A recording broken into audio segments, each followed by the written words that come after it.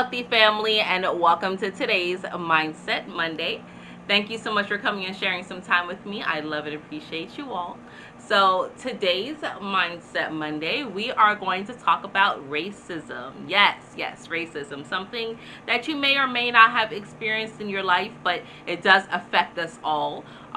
Whether you are being a racist, whether you are experiencing racism, or you're witnessing racism. It affects us all as a collective in some way, because all racism really is a discrimination against a person or a group of people based on certain ideals about that person or persons. Okay, racism was birthed from classism, which was invented by a doctor, Francois B something. I'm sorry, I don't remember the name, but Dr. Francois B. Back in the Bernier. Okay, I believe. Google it, right?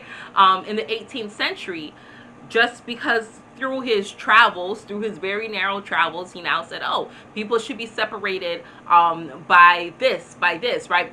By the way their skin color is, right? By their gender." And he broke it up into different classes and statures, which now allowed people to develop this thought process of superiority over other individuals. And that is what eventually morphed and gave birth to racism. And there are many different types of racism.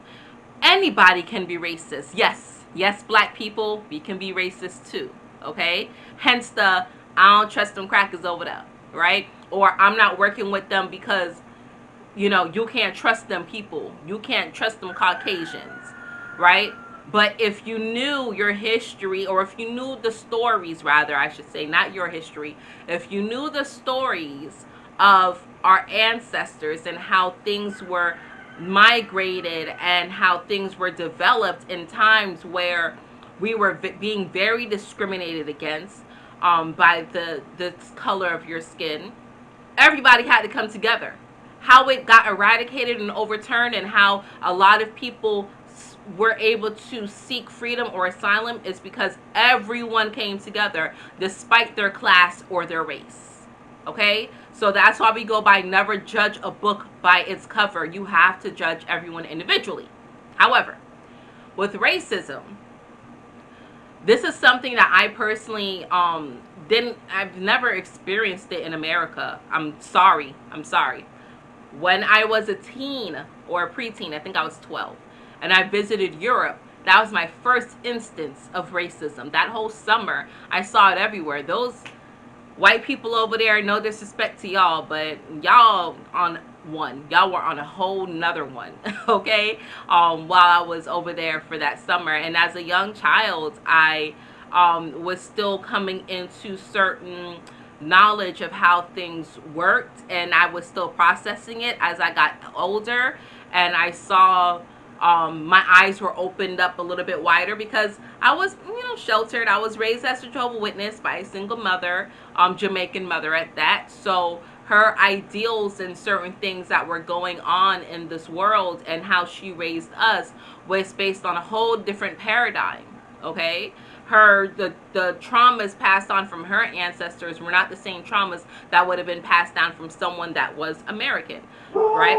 Although I was born here in the Americas, I was born in Florida, a lot of my culture, my heritage came from the Caribbean, okay? And the ideals that was given by the Jehovah's Witness culture, or religion rather. Hush, Loki. Hey! Hush. So experiencing racism as a teen in just that little bubble, just that summer, because again, after that, when I came home, I had no issues with that. I've had no issues with law enforcement, right? Growing up as a witness, we were taught to respect them, and I respected them. We hardly had any run-ins with them, even though I was in Miami, in a place that was kind of drug infested. Our community was still pretty tight-knit. I didn't have any dealings with them as I started getting older and doing things that were breaking the law, right? Driving on a restricted revoked license, 90 miles an hour up the freaking city streets, right? Even getting pulled over, I didn't experience any issues. Even though I knew I was doing wrong. Even when I went to jail, I didn't have any issues. Even when I went on probation, when I went in front of judges, I never experienced it. But I did start witnessing it a lot more as an adult.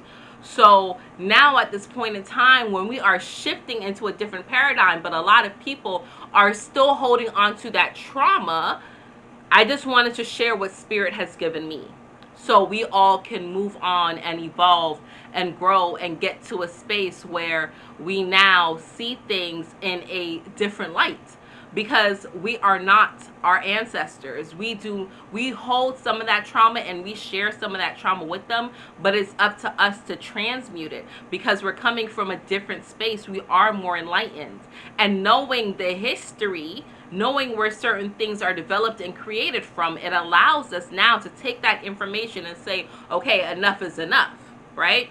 That brings us back to the heels of the ongoing conversation of reparations. Now, again, I already told you my history. I was born here in the Americas, but my family is Caribbean.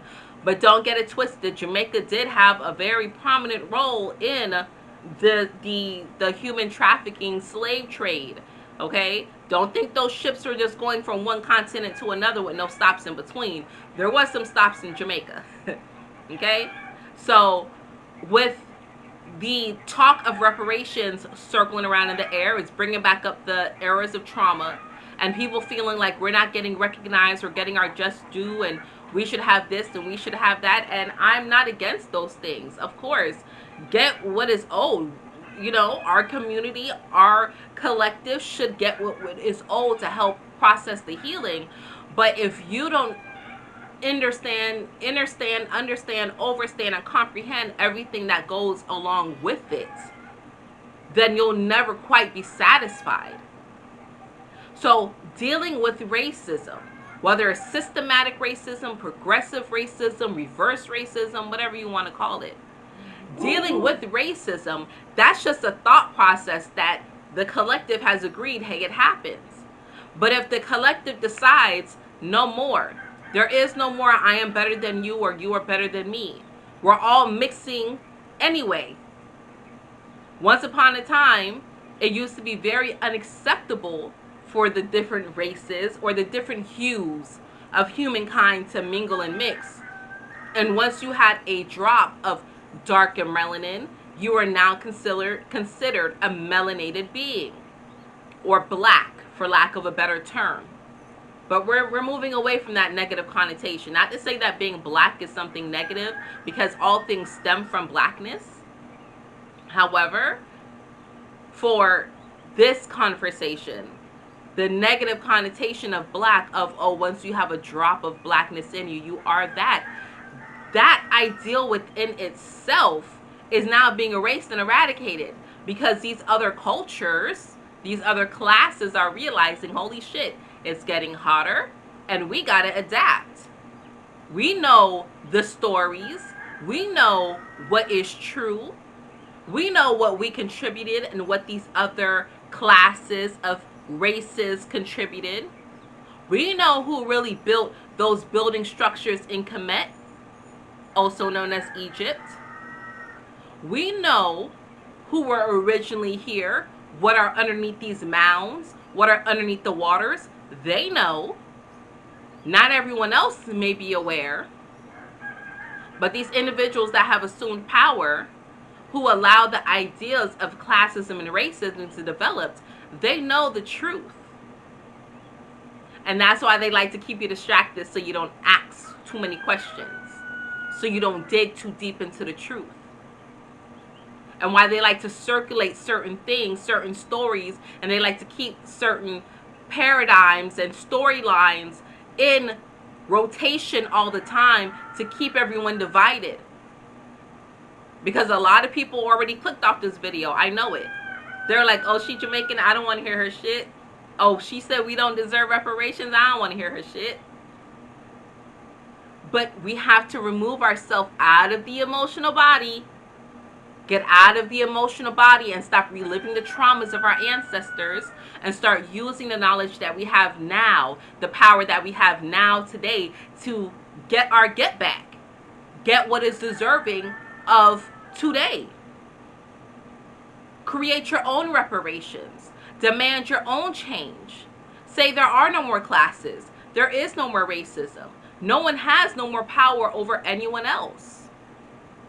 If everyone in the collective just decided no more, literally it would change overnight. It would literally change overnight. You would literally see a change of life. A way of life would be birthed overnight. And yes, not everyone would take to it immediately, but all you need is a little spark. So witnessing racism, speak up on it. Say, this is not, no, this is not right. I'm going to do something about it to change it. If you are being a racist, see where that is coming from, because that's something that is taught. That is something that is learned.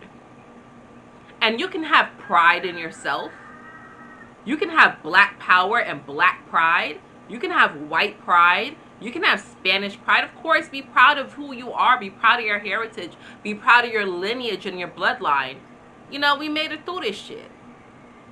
But that doesn't mean that you are now better than anyone or anything else. That's where it stems from. It's okay to exert yourself and express yourself in a creative way, because that's why we have all these different hues and cultures.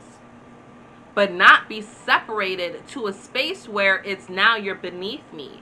Now you don't deserve this. Now your feelings are invalid. Now what it is that you're saying is nonsense. You hear your ancestors?